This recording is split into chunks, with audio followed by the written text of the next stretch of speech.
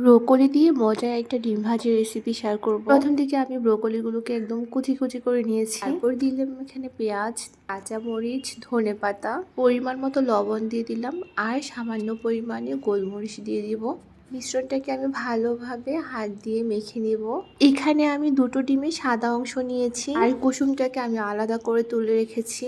এবারে ভালো করে মিক্স করে নিব মিশ্রণটাকে।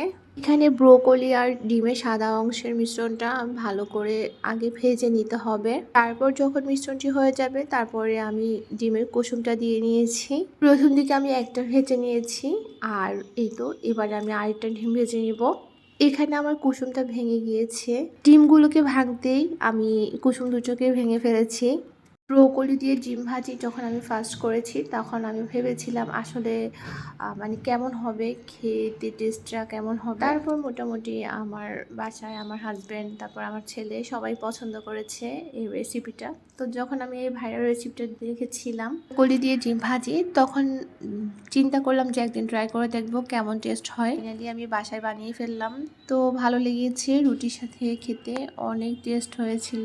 ব্রোকলি কিন্তু অনেক উপকারী একটা সবজি, চাইলে আপনারাও বাসায় ট্রাই করে দেখতে পারেন। আশা করছি ভালো লাগবে। ডিমও খাওয়া হলো, সবজিটাও খাওয়া হলো। তো এই তো আমার ডিম দুটোই ভেজে নেওয়া হয়ে গেছে। আজকের রেসিপিটা এই পর্যন্তই। সবাই ভালো থাকবেন। আল্লাহ হাফেজ।